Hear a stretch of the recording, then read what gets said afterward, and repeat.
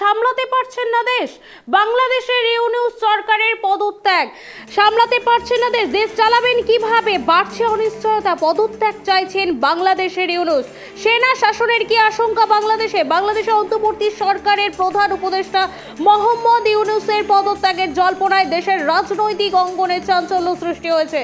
নির্বাচন ঘিরে ক্রমবর্ধমান চাপ এবং কাঙ্ক্ষিত সংস্কার বাস্তবায়নে ব্যর্থতার হতাশা থেকে তিনি এই সিদ্ধান্ত নিতে পারেন বলে বিশ্বস্ত সূত্রে জানা গিয়েছে।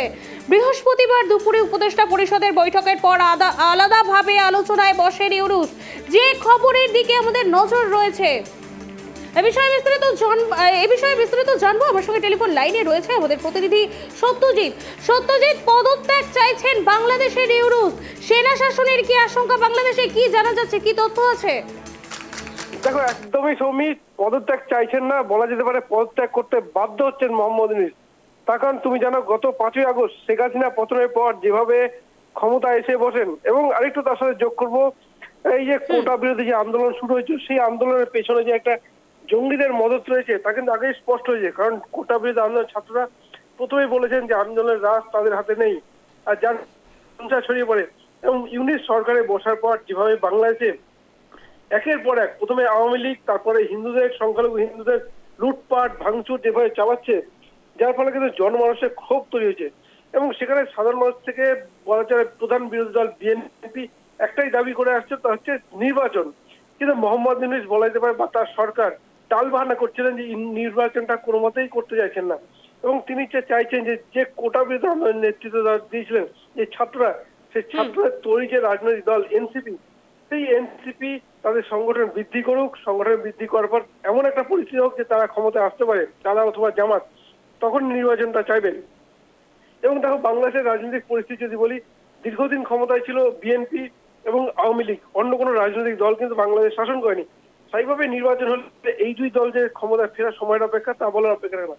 এবং এইখানেই ইউনূসের ভয়, তাহলে বলা যেতে বাংলাদেশ ক্ষমতার রাজ কিন্তু নিজের হাতে থাকবে না, আর যার ফলে একটা কিন্তু ক্ষোভ তৈরি হচ্ছিল।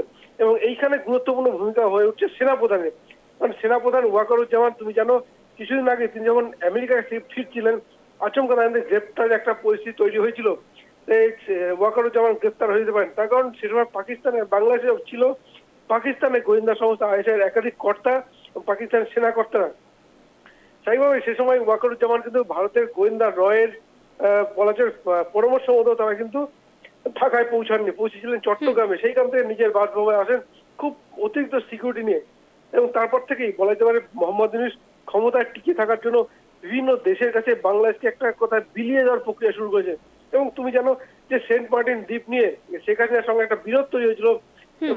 শেখ হাসিনা রীতিমতো প্রকাশ্যেই বলেছিলেন যে তিনি বঙ্গবন্ধুর কন্যা, তিনি কখনোই দেশের 1 ইঞ্চি জমি ছেড়ে দেবেন না। এবং তারপরে আমাদেরকে সেখানে পতন। মোহাম্মদ ইউনূস কিন্তু সেই সেন্ট মার্টিন দ্বীপে কিন্তু আমেরিকার সেনাবাহিনীকে প্রশ্রয় দিয়েছেন। অর্থাৎ আমেরিকার সেনা কিন্তু ইতিমধ্যে সেন্ট মার্টিন দ্বীপে অনেকটাই কিছু অংশ জুড়ে মহড়া চালাচ্ছে।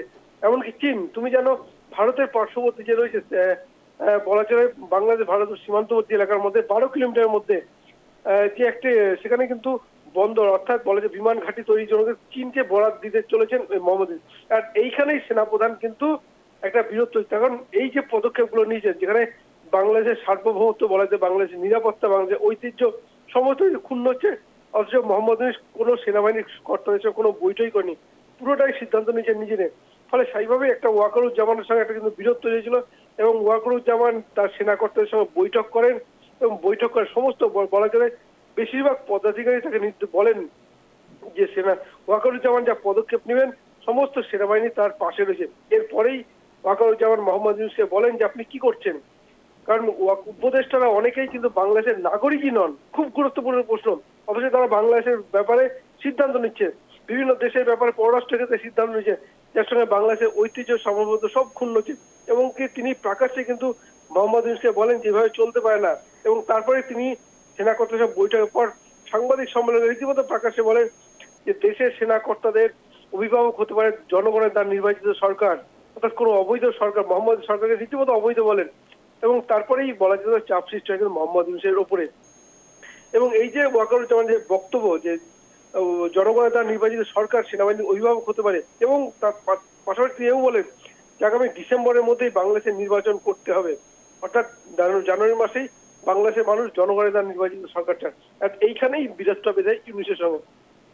ধন্যবাদ সত্যজিৎ, তুমি সঙ্গে থাকো। আপনাদের আরো একবার জানিয়ে রাখি, বাংলাদেশে অন্তর্বর্তী সরকারের প্রধান উপদেষ্টা মোহাম্মদ ইউনূসের পদত্যাগের জল্পনায় দেশের রাজনৈতিক অঙ্গনে চাঞ্চল্য সৃষ্টি হয়েছে। নির্বাচন ঘিরে ক্রমবর্ধমান চাপ এবং কাঙ্ক্ষিত সংস্কার বাস্তবায়নে ব্যর্থতার হতাশা থেকে তিনি এই সিদ্ধান্ত নিতে পারেন বলে বিশ্বস্ত সূত্রে জানা গিয়েছে।